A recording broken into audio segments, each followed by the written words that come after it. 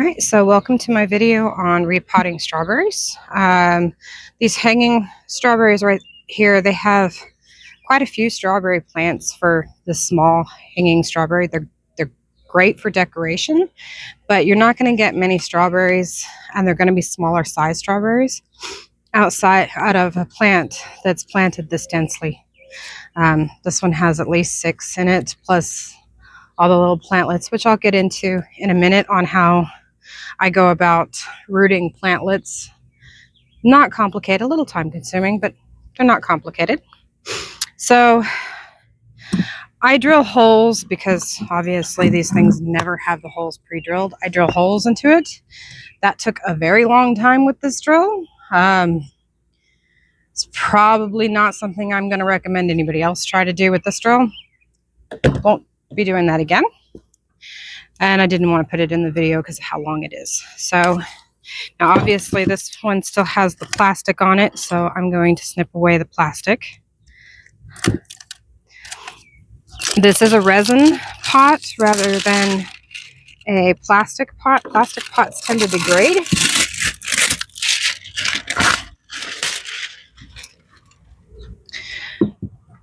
Directly in the sun versus resin pots. They tend to hold up better. Now, this pot is a faux, it's made to look like the bottom of a whiskey barrel. I don't really care. It's more important to me that it is 10 inches in diameter. This one's probably going to be about 8 inches. It's a pretty dramatic difference. So, with strawberries, with these hanging ones in particular, this hanging mount does come off. It's a pain in the butt, but if you push down on each stem and pull the bottom apart, you can lift the hook off. And I do it with all of them because I can and do reuse these hanging pots for flowers. So we're just going to push and pull all of these free. And of course, I've somehow managed to catch one of the little plantlets. There we go. So that takes care of that. Now, obviously, I've already pre-drilled the holes. I've never understood why they do this little tab thing. This resin pot was actually comparatively surprisingly thick. But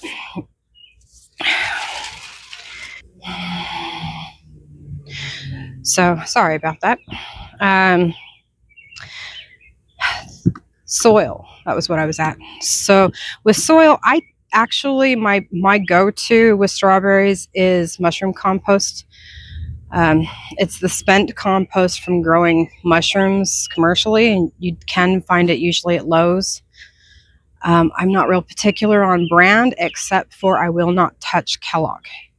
Every type of soil I've ever bought from Kellogg has always been horrible. So I don't touch anything from Kellogg brands. Now, I don't have spent mushroom compost at this point in time, and I got too many plants right now to go being specific. So I'm using some of the leftover garden raised bed soil that I have from about a year ago. It'll do just fine. It'll at least give these guys some space, and it'll work. And now it is a Miracle Grow, and I know a lot of people complain about Miracle Grow. This is the organic. When I'm doing a purchase of soil, and people think it's so strange because I'm not picky about fertilizer, but I am about soil. I don't go with a non-organic soil, but I will go with a non-organic fertilizer depending on the situation. But this is an organic soil. This one's by Miracle Grow, and it's their raised bed garden soil. So it'll probably take the rest of this. Oh yeah.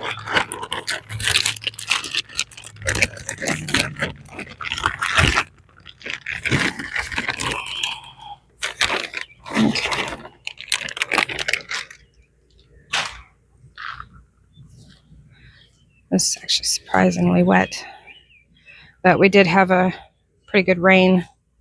So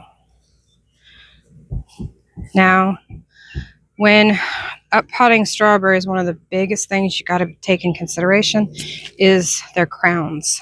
Strawberries, their crown has to stay protected.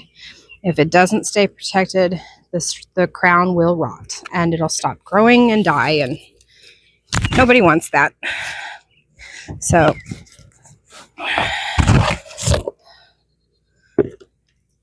now,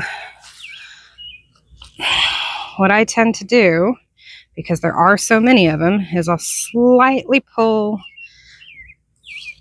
the ones at the edge down a little bit. Instead of pulling the whole plant apart and all of that good stuff, I'll just pull the crowns that are at the edge of the ones that were in here, because they're going to be a bit root bound. So if I pull them down and work them that way, it spreads them out without doing a heavy amount of disturbance. You're going to have some disturbance. They're not going to be happy for a little bit, but they'll be all right. And I just keep working around until I'm certain that they're all pulled a bit further apart and I don't have any major gaps, and I don't have any crowns that are, and these guys are tangled together. Like, here's a little plantlet that I'll just lightly put in the soil, just a touch, so that it roots. And once it roots, I'll cut it free. Let's pull you down just a touch more. There we go. Doing it this way with already established plants that you're just up potting for strawberries does help to prevent you getting soil all up along that crown. Now, I do have little plantlets in here that, in spots that are kind of bare, I can go ahead and just lightly put them in the soil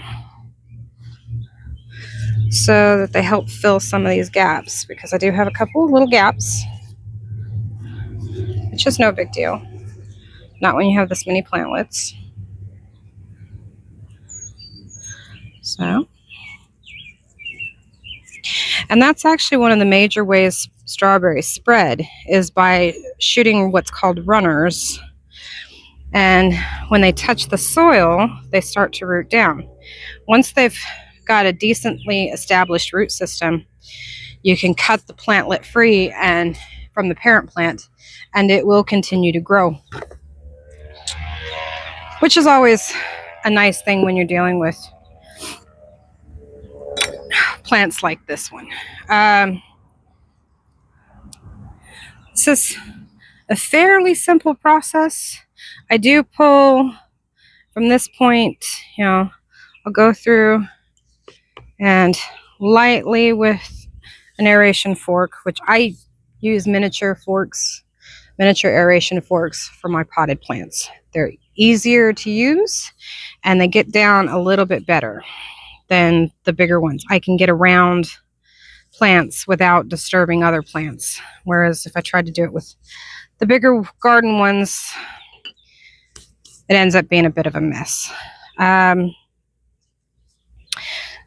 So we'll go in and take a look at what's been done here, and I will get a close-up on doing the little plantlets.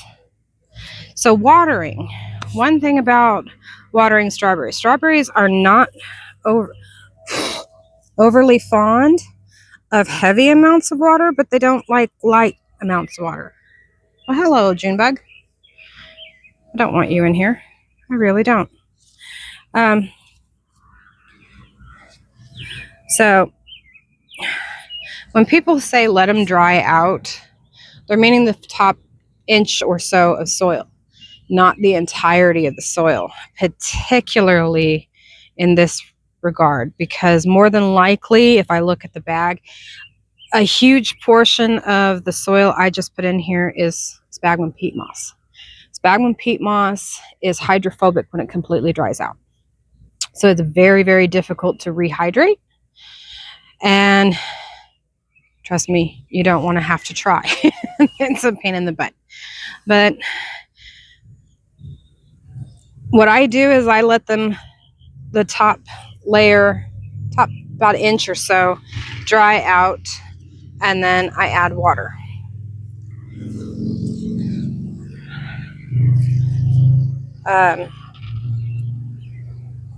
Probably add a little bit more soil as I can, because I've got some of these that are, oh, you're a plantlet. No wonder. Okay, let me get you free. Okay, let's get you down just a little bit. All right, so let me bring you up closer and you can see a little bit better at what I'm doing. All right, so we're a little bit closer now, and I'm going to walk through what I'm doing here.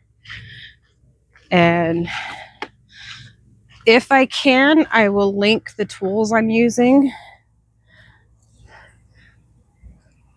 Yeah, this one is not going to survive, so I'm going to cut that one free. In the description, I'm still learning how to do that part of this. But what I go through at this point is any of the stems that are pretty much, I can tell they're browning at the bottom, I'll go ahead and remove. All of this is from temperature changes dramatically changing up and down. It's Oklahoma. This part of spring in Oklahoma is always kind of awkward. It's like the Mother Nature just hasn't figured out what she wants to do yet. So we go from 60-degree temperatures at night down to 45-degree temperatures at night. And one particular day we were dropped to 40. Strawberries tend to not like that too much, but they will bounce back as soon as the temperature stabilize. So like any of them that are still pretty decent, I'll check down along the crown line. And the way you can tell a crown is, let's see if I can bring you in closer. So if I move this leaf back, this right here, this growth right here, that is the crown of the strawberry, and you don't want it to get covered in soil. So what I do is I check along the crown line, and if it's still green and stable, I don't cut the leaf away. If it's brown and dead, then I go ahead and cut it away and remove it, because it's not going to recover in any way, shape, or form. The plant's not able to use anything from it, so there's no reason to leave it attached. Now that we're at this stage, I'm going to go ahead and water it, and water it in pretty heavily. Even though the soil was pretty moist anyways, still definitely want to water it in. That helps any air gaps to seal down, and it also helps with transplant shock from the plant. All right, so we're going to go ahead and water this in, and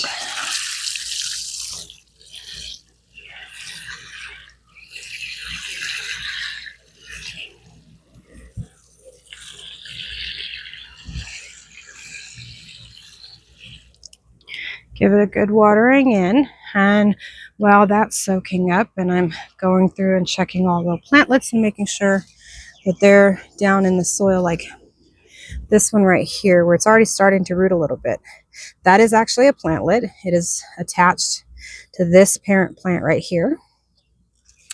And I'll snip it free when its root systems get pretty decent. Like this is also a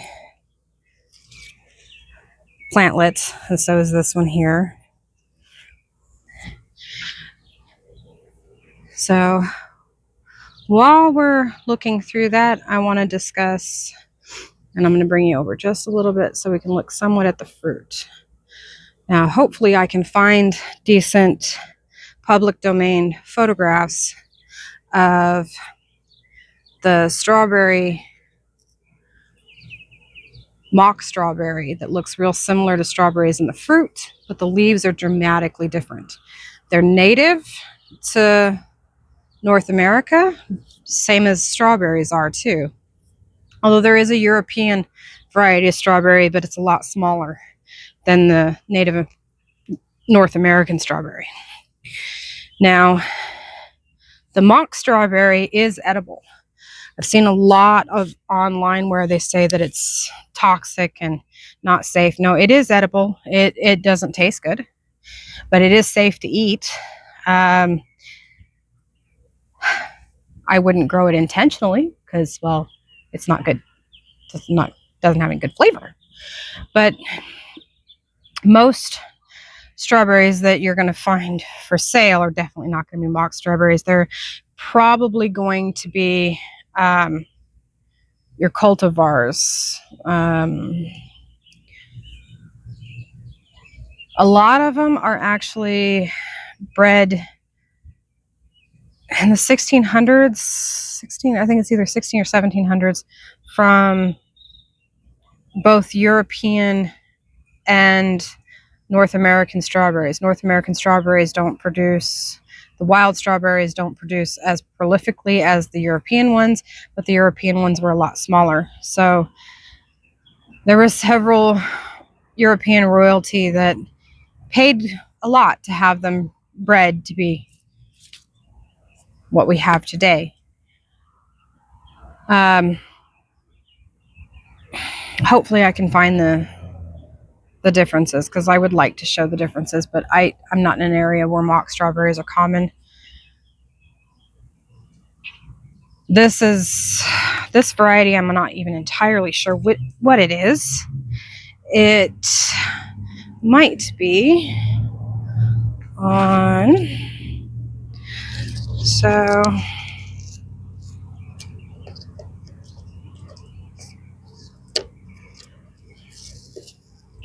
okay. So this doesn't even say if it's an everbearing strawberry or a June-bearing. Everbearing can be kind of misleading, but what it basically means is throughout the season of strawberries, basically from spring all the way until fall, it will continually to produce fruit, whereas this June-bearing only produces strawberries in one large crop in June. Given the fact that this one is already producing fruit, it's probably an everbearing. And hopefully my son doesn't realize that they're starting to ripen when he doesn't pick them free. So I won't fertilize this right away. I'll end up fertilizing this probably in about 2 weeks once it's calmed down. That's because I fertilized it while it was still in the pot that it was bought in. Now I have 3 of these, and another one of these is also going to be broke down like this. I will probably end up getting another pot and doing the 3rd one like this as well, just because I don't like how many plantlets and plants are in each pot.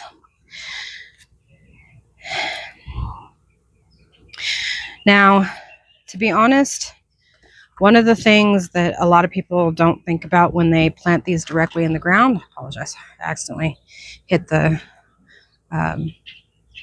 stabilizer arm for the camera.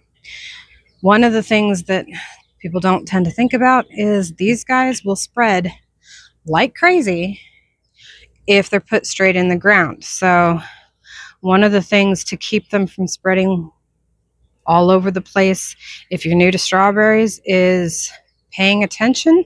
And when you see the little runners and plantlets, which this is a start of a plantlet right here, that is going to be a plantlet.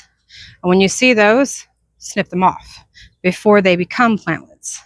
That will stop a lot of the spread from them. You can grow strawberries from seed. However, strawberries from seed can take up to 45 days to germinate, and they are very slow growing in that first year. Most of the strawberries that you find are raised from bare root or plantlets that people have basically shared among each other. A good example of this is, some of these plantlets that I've got going in here will end up going to my grandmother because there's just too many of them. I don't want them that tight inside the pot. So it's faster to do it with plantlets than it is to try to put seeds in the ground and have them sprout. You also can purchase bare roots, and when you do that, you definitely want to make sure that you're watching real carefully where the crown is, and you're not burying that crown. That crown has to be above the soil line, and as long as it's above the soil line, your plants are going to do just fine. As soon as it starts to warm up, they'll pop up and be happy to see you. So it's a fairly simple one. So if you enjoyed this video, please like and subscribe. This is the kind of videos I like making. If you have any questions about strawberries in particular, or any kind of plants at all, feel free to comment down below or join the Discord group. I'll have that linked in the description down below. If I can't answer it, most of the time I can find somebody who can. My mom's best friend has an MBA in horticulture, and she tends to be my go-to when I don't have an answer to a question. If you enjoy this video, definitely give it a thumbs up. It lets me know to make more like this. And thank you, and have a good day.